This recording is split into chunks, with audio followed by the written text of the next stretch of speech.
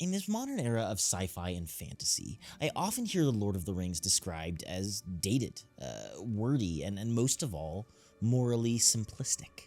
A traditional tale of good versus evil, lacking the moral ambiguity and complexity of more modern works like Game of Thrones. And while I understand the thought process behind this criticism, I have to say I completely disagree.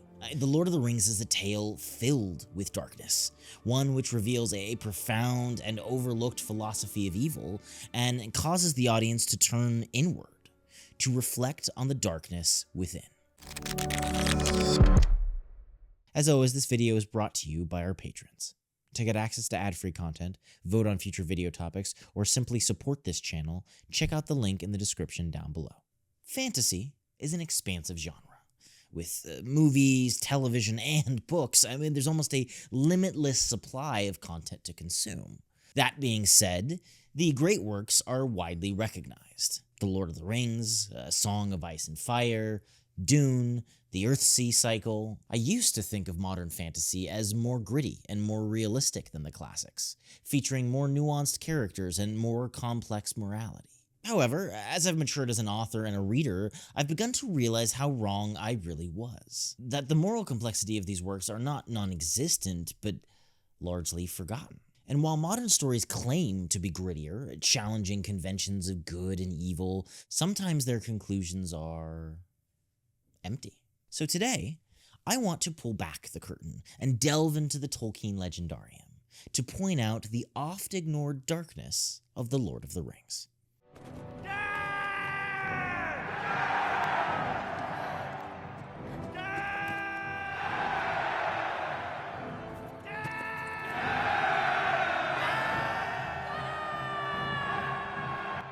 One theme that permeates both the Lord of the Rings books and films, I'll be pulling from both for this video, is the passage of time, mortality, fear of death. The Third Age is coming to a close and the elves are leaving. The Ents are fading away. An industry is slowly chiseling away at the world's magic. While you might be dazzled by the prose, visuals, and stunning world building, that is a bleak backdrop for a story. And this motif of mortality continues on through the Lord of the Rings narrative. Alas, that these evil days should be mine. The young perish and the old linger. That I should live to see the last days of my house. And if you look at the ring itself, this sort of token of evil in the novel, it latches on to its victim's fear of death, granting longevity of life and semi-immortality.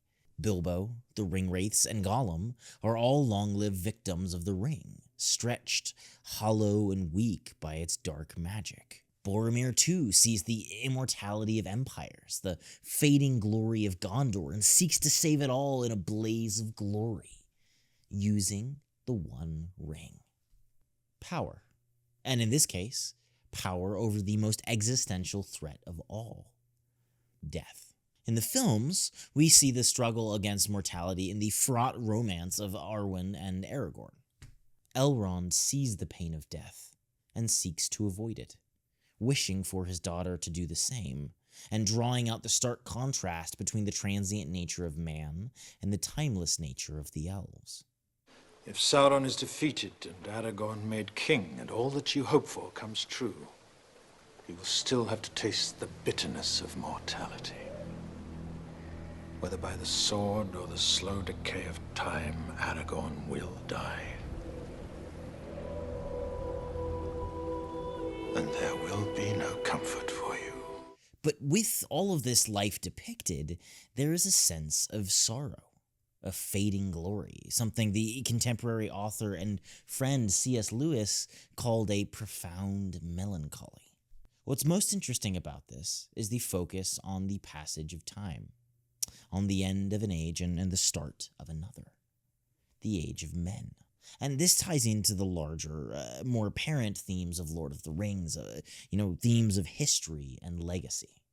So despite Tolkien's lofty and often poetic approach to storytelling, this fear of death he emphasizes is both a universal and existential threat. a central darkness for both the characters specifically and the actual world of Tolkien. Now, what about the larger conflict? Sauron versus the world of men is a pretty clear case of good versus evil. This is where the black and white simplicity of which many people accuse Tolkien begins to shine. But if you look at the actual story, this both is and isn't true. Sure, Tolkien is not interested in stories of moral ambiguity like Game of Thrones or The Witcher.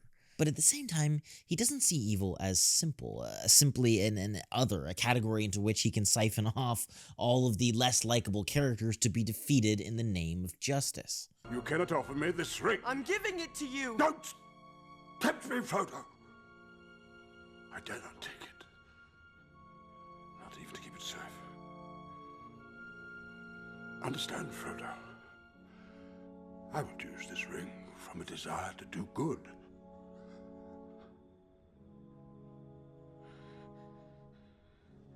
But through me, it would wield a power too great and terrible to imagine. For Tolkien, evil is human. It is something which takes roots in the hearts of good men and women, corrupting them. And I think Tolkien makes sure to highlight that it is something of which we are all capable, which is a deeply disturbing concept. There were once men, great kings of men. Then Sauron the Deceiver gave to them 9 rings of power. Blinded by their greed, they took them without question, one by one, falling into darkness. And now they are slaves to his will. The orcs, fallen elves. The ringwraiths, fallen men. And even Sauron, a fallen angel. If you notice, Sauron is called the Great Deceiver, but his primary power is that of corruption, manipulation of the world around him. Though implicit, this philosophy and presentation of evil forces its audience to acknowledge our own potential for evil. It's not a twilight of moral ambiguity which we can revel in and enjoy, but a moment for reflection. And this philosophy is echoed by the Catholic saint and philosopher Augustine, who says that a thing is corrupted. Its corruption is an evil because it is, by just so much, a privation of the good. Essentially stating that evil is of a parasitic nature, as opposed to the Manichaean principle which understands that there are, equal and opposite forces of good and evil which are constantly at war for dominance. Now, I could definitely spend more time exploring this concept of corruption, so if you want to see that in another video, let me know. But as it pertains to Tolkien, I think the villains of The Lord of the Rings themselves act as this disturbing portrayal of darkness, and seem to shatter this mold of black and white morality of which Tolkien is often accused. That brings us to the end of Lord of the Rings, which, if I'm being honest, is a strange one. Fans of the movies may only know the joy of Sam's reunion with Rosie or Frodo's departure into the Greylands, but the books end in a much more jarring way, with the scouring of the Shire.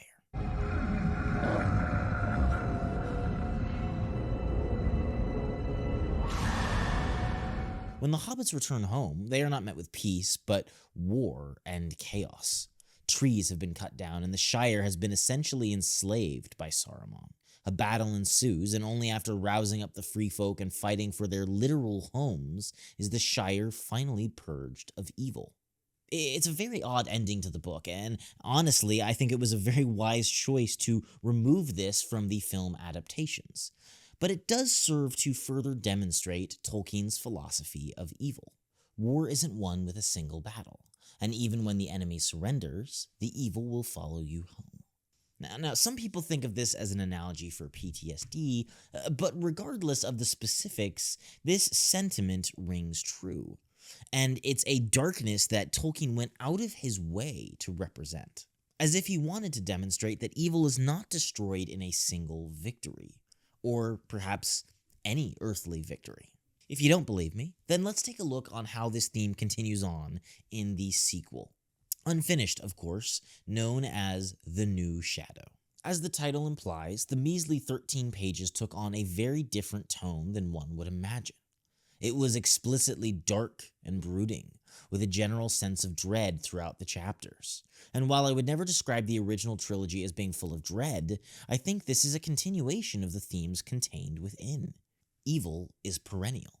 It's seated in the hearts of men, and in the Fourth Age, the official age of men, it still lingers in another form, in another way. About this sequel, Tolkien says, "I did begin a story placed about 100 years after the downfall, but it proved both sinister and depressing.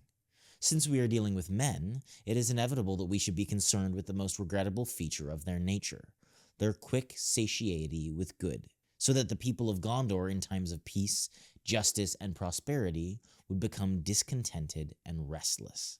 So while the world of Tolkien may not be edgy or gratuitous as some of its more modern counterparts, I think it is still similarly, if not much more, dark, exploring the deep and existential terrors of humanity, one whose contemplation yields more merit, and which maintains a more significant resonance throughout history. See, what I think Tolkien understood, what many devotees of the anti-hero trends in modern storytelling do not, is the cathartic nature of storytelling.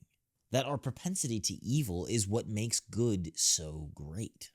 It's a choice, free will, the soul of every great hero, every great sacrifice, and I think every great story. The choice of good in spite of evil, in spite of our nature, in spite of the fallen world which surrounds us. I'll end by showing you one last clip, though not technically the words of Tolkien, but featured in the adaptation of Peter Jackson. Tell me what you have seen. Arwen. You have the gift of foresight. What did you see? I looked into your future and I saw death. There is also life. You saw there was a child. You saw my son. That future is almost gone. But it is not lost. With great evil, there comes the potential for even greater good. And while I enjoy the moral complexity and questions that modern fantasy seems to ask, I think there's a certain lack of depth. And while with Tolkien, the darkness may be less apparent, more focused on personal reflection rather than shock value, I think it is still truly dark, deeply disturbing, existential, and most importantly, human. But as always, these are just my thoughts and opinions on the matter. I mean, I would love to know what you guys think in the comments down below. Do you think that Tolkien is dark? Which one is darker? I mean, Lord of the Rings, Game of Thrones, which do you prefer? And do you think there is a place for kind of this existential anti-hero nihilism that seems to have taken over the movie, book, and TV show scene? Let me know in the comments down below, and as always, if you want to support this channel, if you want access to extended content, behind the scenes content, early videos, voting, tons of other perks, please check out the Patreon linked in the description down below. And no matter what you do, keep reading, keep writing, and I will see you all in the next video.